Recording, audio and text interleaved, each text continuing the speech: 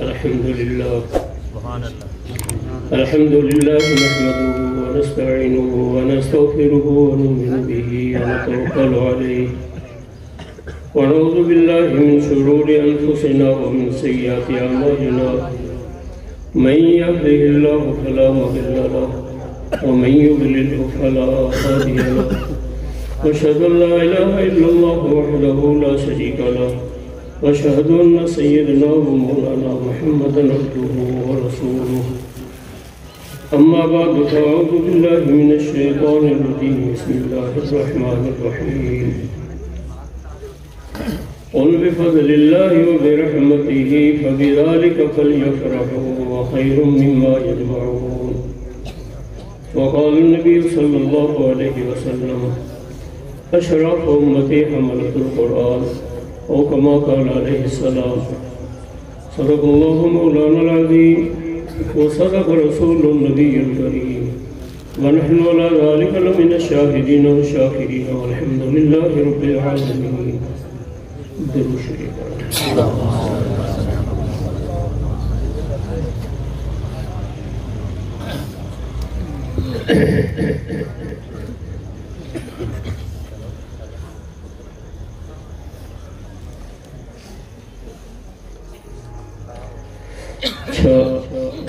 یہ پروگرام جیسے بتایا گیا ہے مدرسہ سے بچوں کا قرآن حفظ ہوا ہے. اللہ تعالیٰ کا خاص فضل و کرم احسان اس علاقے پر ہوتا ہے جہاں قرآن پاک کا مدرسہ بنا جائے. قرآن اللہ کا کلام ہے. جیسے اللہ تعالیٰ کی ذات بے مثل اور بے مثال ہے، ایسے قرآن بے مثل کتاب ہے. باقی ساری آسمانی کتابیں منسوخ ہو گئیں. تمام آسمانی کتابوں کا علم اللہ نے قرآن میں جمع کر دیا ہے، اور قرآن ایسا کلام اللہ نے ہمیں دیا ہے جو قیامت تک باقی رہے گا، اور جنت کے اندر بھی اللہ تعالیٰ ہمیں اپنا کلام خود سنائیں گے. اس لیے ایک حدیث پاک میں آتا ہے من اراد ان یتکلم مع اللہ فلیقرأ القرآن او کما قال علیہ السلام. جو آدمی یہ چاہتا ہے کہ اپنے مولا سے ہم کلام ہو وہ قرآن کی تلاوت کیا کرے. تو قرآن کی تلاوت، قرآن کا پڑھنا سننا، اولاد کو پڑھانا، اس سے محبت رکھنا بہت بڑی اللہ کی نعمت ہے. تو دنیا میں اللہ کا کلام ہم پڑھتے بھی ہیں، سنتے بھی ہیں، بچوں کو پڑھاتے بھی ہیں. اس سے جتنی محبت ہوگی اس محبت کی نشانی ہے کہ انسان اولاد کو بھی محبت سے پڑھاتا ہے، محبت سے پڑھتا بھی ہے، اس پر چلتا بھی ہے، اور خاص طور پر رمضان کے اندر شوق اور جذبے سے سنتا ہے. رمضان اور قرآن کی خاص مناسبت ہے. تو جتنے قرآن سے محبت، قرآن سے لگاؤ، قرآن سے ہمارا شغف ہوگا اتنا اللہ تعالیٰ ہمیں نوازیں گے. اس لحاظ سے جس مدرسہ میں قرآن پاک پڑھا جاتا ہے، قرآن پاک چاہے ناظرے پڑھا جائے، حفظ پڑھایا جائے یا کتابیں پڑھائی جائیں، کیونکہ قرآن کا ایک فریضہ ہے کہ اس کو ناظرے پڑھا جائے صحیح. یہ ہر مسلمان مرد عورت کے اوپر اللہ نے لازم کیا ہے. اگلا درجہ ہے کہ کچھ لوگ اس کو یاد کریں، یہ فرض کفایہ ہے. مدرسوں والے یہ فریضہ ادا کرتے ہیں جیسے بچے یہاں پڑھ رہے ہیں، اور اسی طرح فرض کفایہ ہے کہ کچھ لوگ اس کا تفصیلی علم حاصل کریں. جو اہل علم جن اداروں میں درس نظامی کا سلسلہ قائم ہے، اہل علم نے قائم کیا ہے، یہ اس فریضہ کو سر انجام دے رہے ہیں۔ اور یہاں یہ بھی شروع ہو چکا ہے، حفظ کا بھی شروع ہے، ناظر کا بھی شروع ہے۔ اس لحاظ سے جب قرآن کی ساری چیزیں، سارے اقسام اور جو اللہ نے قرآن میں اپنے نبی کی ذمہ داری بیان کی ہے وہ جس ادارے میں ہو تو وہ ادارہ، وہ جگہ، وہ محلہ اللہ کے ہاں بابرکت ہوتا ہے۔ تو دنیا میں اگر آدمی کو مال زیادہ مل جائے، کوئی عہدہ بڑا مل جائے، کوئی اور مراد پوری ہو جائے تو آدمی خوش بھی ہوتا ہے، بہت خوش خرچ بھی کرتا ہے۔ لیکن اللہ تعالیٰ نے فرمایا کہ انسان کی خوشی کس چیز میں ہونی چاہیے؟ قُلْ بِفَضْلِ اللَّهِ وَبِرَحْمَتِهِ، اے میرے نبی اکرم صلی اللہ علیہ وسلم آپ فرما دیں اللہ کے فضل اور اس کی رحمت پر خوش ہونا چاہیے۔ فَبِذَلِكَ فَلْيَفْرَحُوا، جس پر اللہ کا فضل ہو، اللہ کی رحمت ہو، وہ خوش ہو۔ وَخَيْرٌ مِّمَّا يَجْمَعُونَ، یہ نعمت بہت اعلیٰ ہے ان تمام نعمتوں سے جو انسان دنیا میں جمع کرتا ہے۔ تو فضل سے ایک قول کے مطابق مراد ہے مادی نعمت، اس میں حلال مال بھی ہے اور رحمت سے مراد ہے روحانی نعمت کہ اللہ تعالیٰ قرآن کا حافظ بنا دے۔ سب سے بڑی نعمت تو ایمان ہے، اللہ ایمان دے دے، یہ سب سے بڑی روحانی نعمت ہے۔ اس کے بعد اللہ تعالیٰ اولاد کو نیک بنا دے، اس کے ساتھ اگر حافظ بنا دے، اس سے بڑی نعمت عالم بنا دے، اس سے بڑی نعمت کہ وہ دین کے کام میں مشغول ہو جائے کسی بھی شعبے میں۔ اس لیے حدیث پاک میں فرمایا خیرکم من تعلم القرآن وعلمہ، تم سب سے بہتر انسان وہ ہے جو قرآن کی تعلیم حاصل کرے یا قرآن کی تعلیم آگے دے۔ اس لیے اللہ تعالیٰ نے یہاں فرمایا کہ یہ دنیا کی ساری نعمتوں سے دونوں نعمتیں اعلیٰ اور عرفہ اور قیمت اس کی مل گئی جس کو اللہ کا نبی فرما دے سب سے بہتر۔ دوسری حدیث میں فرمایا اشراف امت حملۃ القرآن، میری امت کے معزز ترین لوگ قرآن کے اٹھانے والے، یعنی حافظ یا عالم یا آگے اس کو نافذ کرنے والے، لوگوں میں عمل کرانے والے، خود بھی عمل کرنے والے۔ تو اللہ تعالیٰ نے جس ادارے میں قرآن پڑھایا جائے، کتابیں پڑھایا جائے، چاہے ناظرہ ہو، وہ ادارہ اللہ کا بڑا انعام ہوتا ہے۔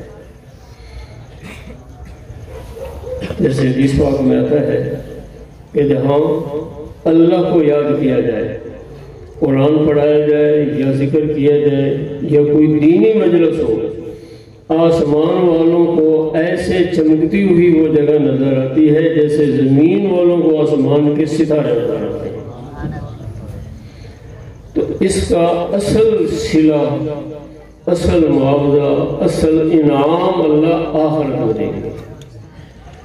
لیکن دنیا میں بھی اللہ تعالیٰ اس کی وجہ سے آدمی کے مال میں، عمل میں، صحت میں، ہر چیز میں اللہ برکت دیتے ہیں۔ اس لیے اگر آدمی گھر میں قرآن کی تلاوت کرتا رہتا ہے، بچے پڑھ جائیں وہ تلاوت کرتے رہیں، بچیاں پڑھ جائیں وہ تلاوت کرتے رہیں، تو اس گھر سے شیاطین بھاگ جاتے ہیں۔ آپ صلی اللہ علیہ وسلم کے ایک صحابی تھے، صحابہ گھروں میں رات کو تہجد میں قرآن پڑھا کرتے تھے، خاص جگہ بنائی ہوتی تھی۔ تو ایک صحابی تھے، وہ قرآن پڑھ رہے تھے تہجد میں، وہ آسمان سے اللہ کی طرف سے کچھ چیز نازل ہو گئی، ان کو پتہ نہیں چلا۔ گھوڑا بندھا وہ تھا، وہ ایسے حرکت کرنے لگا، وہ جلدی نماز ختم کرتے، گھوڑا پھر ٹھہر جاتا۔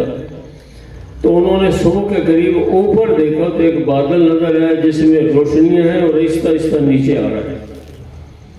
حضور صلی اللہ علیہ وسلم سے جا کے تذکرہ کیا، آپ صلی اللہ علیہ وسلم نے فرمایا کہ تم قرآن پڑھ رہے تھے تو اللہ کی رحمت اتر رہی تھی، فرشتے تھے اس میں، جو روشنیاں تھیں وہ فرشتے تھے اس بادل میں۔ اگر تم پڑھتے رہتے تو یہ مدینہ میں نیچے آ جاتے اور لوگ بھی ان کو دیکھتے اور ان سے چھپتے نہیں۔ تو قرآن ایسی اللہ کی کتاب ہے، اس لیے حضرت شیخ نے جگہ لکھا ہے خانہ خالی را دیو میں گیرن، اگر آدمی قرآن نہیں پڑھتا تو آدمی کے اندر کو شیطان جکڑ لیتا ہے، اگر گھر میں نہیں پڑھا جاتا تو گھر میں شیاطین آ کے بے برکتی پیدا کرتے ہیں، کسی بھی جگہ میں نہ ہو۔ تو قرآن پڑھنا، اللہ کی رحمت کو اترنا، اس کو دعوت دینا، اس کی برکات دیکھنا، مال میں، عمل میں، جان میں، ہر چیز میں۔ اس لیے اللہ نے فرمایا ہے کہ جس کو میں یہ دولت دوں وہ اللہ تعالیٰ کی اس دولت پر خوش ہوں۔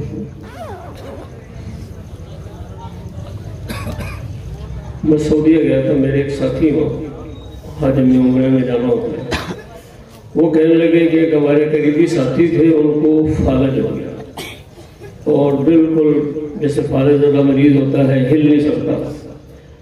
تو انہوں نے ایک قاری صاحب کو بلایا اور قاری صاحب ان کے کان کے پاس بیٹھ گئے، انہوں نے کہنا شروع کیا الف سے، کہتے جیسے بولتے گئے ان کی زبان سے الف نکلا، با، اسی طرح سارے الفاظ۔ اس کے بعد پھر ان کو جوڑ کر کے پڑھایا، کہتے جب وہ قرآن شروع کیا نا بولنے لگے، اور جب زیادہ پڑھا تو اللہ کا فضل ہے کہ ان کا پورے جسم کا خون دوڑنے لگا اور اس پڑھے۔ تو قرآن ایسا کلام ہے جو جسمانی روحانی بیماریوں کے لیے شفا بھی ہے۔ وَنُنَزِّلُ مِنَ الْقُرْآنِ مَا هُوَ شِفَاءٌ وَرَحْمَةٌ لِلْمُؤْمِنِينَ، اللہ نے فرمایا ہم نے قرآن اتارا ہے جو شفا بھی ہے اور مومنوں کے لیے رحمت بھی ہے۔ اس لیے اللہ تعالیٰ نے اولاد دی ہو، بچے ہوں، بچیوں ہوں، سب کو نہیں تو کم از کم آدمی ایک بچے بچی کو قرآن کا حافظ بنائے، اور کوشش ہو کہ سب کو ناظر پڑھے، اور جس جگہ مدرسہ ہو تو اس مدرسے سے انسان وابستہ رہے، جتنا ہو سکے اس مدرسے سے استفادہ بھی کرے اور جتنا ہو سکے تعاون بھی کرے۔ تو اللہ تعالیٰ نے ہمارے لیے قرآن کا پڑھنا، پڑھانا، یاد کرنا آسان کیا ہے۔ دنیا کی کوئی کتاب نہیں جتنا قرآن یاد کرنا آسان ہے، کسی کتاب کو یاد کرنا اتنا آسان نہیں ہے۔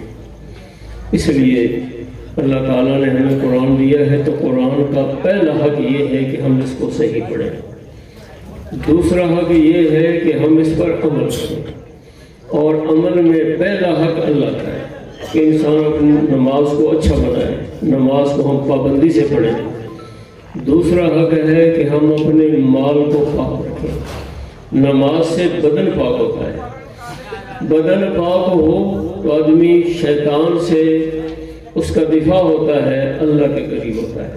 تو نماز سے بدن پاک ہوتا ہے اور اس کے ذریعے ظاہر بھی پاک ہوتا ہے، باطن بھی پاک ہوتا ہے۔ اللہ تعالیٰ نے مال کی پاکیزگی کے لیے زکوٰۃ اور عشر رکھا ہے، تو آدمی اگر مال بھی اپنا پاک کرتا ہے، زکوٰۃ دیتا ہے، عشر دیتا ہے، تو یہ ایک اللہ کا فرض ہے جو انسان کے اوپر ہے۔ اس کے ساتھ اگلا درجہ ہے کہ آدمی گھر میں کھانا پینا ہے اس کو سنت کے مطابق کھانے کی کوشش کرے، رات کو سنت کے مطابق سوئے، اٹھے سنت کے مطابق۔ تو اگر اپنی زندگی کو آدمی مصنون طریقے کے ساتھ گزارتا ہے، آدمی بہت بڑے بڑے عمل نہ بھی کرے اور اپنا دل دوسروں سے صاف رکھے۔ ایک صحابی تھے، حضور صلی اللہ علیہ وسلم مسجد نبی میں تشریف فرما تھے، تو آپ صلی اللہ علیہ وسلم نے فرمایا کسی نے جنتی دیکھنا ہو تو آنے والے صحابی کو دیکھ لے۔ دیکھا جوتا وضو کر گیا، جوتا رکھا، بیٹھ گئے، اگلے دن بھی یہی بات فرمائی، تیسرے دن بھی یہی بات فرمائی۔ تو حضرت عبداللہ بن عمرو بن العاص صحابہ میں سب سے بڑے زاہد عبادت گزار صحابی ہیں، بڑے عالم ہیں۔ انہوں نے جب سنا کہ اس آدمی کو اللہ کے نبی نے جنت کی بشارت دی ہے، کون سا خاص عمل ہے، چلے گئے حضور صلی اللہ علیہ وسلم کے بتائے ہوئے اس صحابی کے ساتھ 3 دن گزارے، راتیں گزاری۔ اس کے بعد فرمایا کہ میں نے کوئی اضافی عمل نہیں دیکھا، تمہارے بارے میں یہ بات سنی تھی۔ فرمایا جو عمل دیکھے میں نے وہی کی، رات کو جلدی سو جاتے تھے، صبح تاخیر سے اٹھتے تھے، یعنی اذان کے وقت۔ تو جانے لگے، فرمایا ایک چیز ہے کہ میرے اندر کسی انسان کے بارے میں بغض، کینہ، نفرت نہیں، میرا دل سب سے صاف ہے۔ بھائی یہ چیز ہے جس پر اللہ کے نبی نے بشارت دی۔ حضور صلی اللہ علیہ وسلم کے پاس ایک وفد آیا، وفد عبد القیس۔ چونکہ جو لوگ مسلمان ہوتے اور مسلمان ہونے کے بعد پہلی دفعہ آتے تو وہ بے قرار ہو کے اللہ کے نبی کے پاس آتے۔ یہ جب وقت مدینہ منورہ پہنچا، اللہ کے نبی تشریف فرماتے ہیں، باقی لوگ جلدی سے آئے۔ جو ان کا سردار تھا اس نے سواریوں سے سامان اتارا، اونٹ باندھے، ایک پانی کے پر چشمہ تھا یا وہاں کنواں تھا، وہاں گیا، غسل کیا، کپڑے بدلے، اور بڑے سلیقے سے آپ صلی اللہ علیہ وسلم کے پاس آ کے مصافحہ کیا۔ مسلمان پہلے ہو چکا تھا۔ آپ صلی اللہ علیہ وسلم نے فرمایا کہ تم میں 2 ایسی خصلتیں ہیں جو اللہ کو محبوب ہیں۔ حضرت کون سی؟ فرمایا ایک حلم،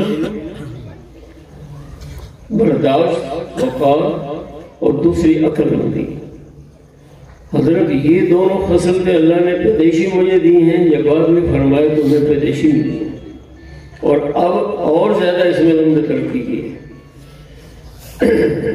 تو اللہ تعالیٰ نے جس آدمی کو حلم دیا ہو، دانائی دی ہو، اور وہ عمل سلیقے سے کرے، اچھی طرح وضو کرے، اچھی طرح نماز پڑھے، سنت کے مطابق کھانا کھائے، مہمان بازی اچھی کرے، کوئی غلط کہے تو اس کو برداشت کرے، تو یہ بہت بڑی نعمت ہے۔ حضور صلی اللہ علیہ وسلم مدینہ میں جا رہے ہیں، جب بکر صدیق ساتھ تھے، رستے میں کسی آدمی سے کوئی بات ہوئی تو سخت لفظ اس نے بولے۔ حضرت بکر صدیق سنتے رہے، وہ بولتا رہا، آپ ساتھ کھڑے رہے۔ جب آپ نے جواب دیا تو حضرت بکر صدیق نے آپ چل پڑے۔ پوچھا حضرت آپ پہلے کھڑے رہے، جب میں بولا تو چل دیے؟ فرمایا جب آدمی کو کوئی آدمی سخت لفظ کہے، کوئی زیادتی کرے، وہ آدمی آگے سے جواب نہ دے، برداشت کرے، کھڑا رہے، تو اس کی طرف سے فرشتہ جواب دیتا ہے۔ تم جب تم کھڑے رہے، بولے نہیں، فرشتہ جواب دیتا رہا۔ جب تم نے جواب دیا تو فرشتہ بھی چل پڑا، میں بھی چل پڑا۔ اس کے بعد فرمایا وہ بکر، پہلی بات یہ اس کا اہتمام کرو کہ اللہ تعالیٰ نے تمہیں تحمل دیا ہے، کوئی تم پر زیادتی کرے تو معاف کر دیا، اس سے اللہ تعالیٰ عزت میں اضافہ کرے گی۔ دوسری چیز یہ فرمائی، اللہ نے مال دیا ہو، رشتہ داروں میں انسان خرچ کرے، صلہ رحمی کرے، رشتہ داروں کے ساتھ بھلائی کا معاملہ کرے، اللہ اس کی روزی میں برکت دے۔ اور تیسری بات یہ فرمائی کہ جو آدمی جس میں برداشت نہیں ہوتی، غصہ زیادہ ہوتا ہے، اگر وہ انتقام لیتا ہے تو پھر اللہ اس کو اس کی ذات کے حوالے کر لیتا ہے۔ اللہ نے انہیں بہت بڑا تحمل رکھا تھا۔ تو انسان میں یہ صفات اگر آ جاتی ہیں تو اللہ تعالیٰ دنیا میں زندگی سکون والی بنا دیتے ہیں۔ تو اللہ کے نبی صلی اللہ علیہ وسلم نے فرمایا اگر آدمی زیادہ عبادت گزار نہ ہو لیکن فرائض، سنن اور ماحول معاشرے کے اندر کسی کا حق اپنے اوپر نہ ہو، آدمی مالی حق ادا کرے، اگر رشتہ دار زیادتی کرتے ہیں، کوئی اور کرتا ہے، بندہ برداشت کرے اور برداشت کر کے اللہ تعالیٰ سے اس کے صلہ کی دعا کرے۔ قرآن پاک میں اللہ تعالیٰ نے فرمایا ہے وَلَنَبْلُوَنَّكُمْ بِشَيْءٍ مِّنَ الْخَوْفِ وَالْجُوعِ وَنَقْصٍ مِّنَ الْأَمْوَالِ وَالْأَنفُسِ وَالثَّمَرَاتِ۔ میں آزمائش کرتا ہوں لوگوں کی خوف سے، کسی طرح آدمی پر کبھی خوف مسلط ہو جاتا ہے، والجوع اور بھوک سے، مال کی کمی ہو گئی یا مال ہے لیکن بیماری ایسی ہوئی کہ بندہ کھا نہیں سکتا، کوئی بھی سبب بن گیا، ونقص من الاموال والانفس والثمرات، مال کی کمی، افراد کا اٹھ جانا، پھلوں کی کمی، جتنی بھی کمیاں آتی ہیں، مال کی کمی آ گئی، بیماری آ گئی، کوئی آدمی فوت ہو گیا، ان تمام حالات میں اگر آدمی صبر کرتا ہے تو اللہ نے فرمایا وبشر الصابرین، اے میرے نبی ایسے لوگوں کو صبر کرنے پر بشارت دے۔ آگے جو ہم عموماً مصیبت پر دعا ہوتی ہے الذین اذا اصابتہم مصیبہ قالوا انا للہ وانا الیہ راجعون، صرف موت پر یہ کلمہ نہیں پڑھا جاتا بلکہ حدیث میں ہے کہ کوئی اور بھی ایسا صدمہ پہنچے تو اس پر آدمی یہ پڑھے۔ اللہ نے بھی کیا فرمایا اولئک علیہم صلوات من ربہم ورحمہ، جو آدمی مصیبت میں یہ کلمہ پڑھتا ہے، اللہ کی طرف نظر رکھتا ہے، اس پر اللہ تعالیٰ کی رحمتیں نازل ہوتی ہیں، خاص رحمتیں عام، اولئک هم المہتدون۔ تو بھائی یہ چیزیں ہمیں جتنا ہم قرآن کو پڑھیں گے، ہم احادیث کی مجلس میں درس حدیث جہاں ہو، درس قرآن ہو، جمعہ میں ہم پہلے آیا کریں، جیسے حدیث پاک میں آتا ہے جو آدمی جتنا جلدی جمعہ میں آتا ہے اتنا فرشتے اس کا نام پہلے لکھتے ہیں۔ اسی طرح ایک حدیث میں آتا ہے کہ جو آدمی جمعہ کے دن جلدی آئے، شوق سے جو بھی بیان ہو رہا ہے اس کو سنیں، خطبہ توجہ سے سنیں، جتنا یہاں جلدی آئے گا، خطیب صاحب امام صاحب کے قریب بیٹھے گا، اتنا اللہ تعالیٰ جنت کے اندر جب اللہ اپنی دیدار کا ایک تخت بچھائیں گے، اللہ تعالیٰ خود اس پر تشریف فرما ہوگے، پھر انبیاء کے منبر لگیں گے، اللہ تعالیٰ اتنا زیادہ اپنے نبی کا وہاں قرب نصیب کرے۔ تو قرآن میں بھی ہے فاستبقوا الخیرات، آپ دنیا کی دوڑ لگاتے ہیں، فرمایا نیکیوں کی۔ تو بھائی جتنا ہمیں قرآن سے محبت ہوگی، قرآن کو شوق سے سنیں گے، اپنی اولاد کو شوق سے پڑھائیں گے، نمازوں میں شوق سے شریک ہوا کریں گے، اپنے مال کی زکوٰۃ نکالا کریں گے، نمازوں کی پابندی رکھیں گے، اپنے آپ کو تمام چھوٹے بڑے غلط کاموں سے بچائیں گے، اور خاص طور پر اپنی روزی کو حلال رکھیں گے، اللہ تعالیٰ ہمیں دنیا کی زندگی سکون والے دیں گے۔ اور خاص طور پر صبح کی نماز لوگوں سے غفلت ہو جاتی ہے، صبح کی نماز میں پابندی سے آئیں گے، اور پھر صبح جو وظائف ہوتے ہیں ان کی پابندی سے کریں گے، تلاوت کریں گے، دعا کریں گے، اللہ اس کی برکت سے ہماری زندگی میں بھی برکت دیں گے، گھر میں بھی برکت ہوگی۔ اللہ تعالیٰ جو پریشانیاں، مالی پریشانیاں، آپس کے لڑائی جھگڑے، اختلافات، اللہ ان سب سے حفاظت کرے۔ تو یہ ساری چیزیں اللہ تعالیٰ کے عطا سے ملتی ہیں، لہذا جتنا قرآن سے لگاؤ ہوگا، وابستگی ہوگی، اللہ اتنا ہمیں زندگی سکون والی عطا کریں گے، اور اولادیں پڑھ جائیں گی تو ہماری بڑے ہوگے اولادیں خدمت گزار بھی ہوگی، اور ہمارے مرنے کے بعد ہمارے لیے صدقہ جاریہ بھی ہوگی۔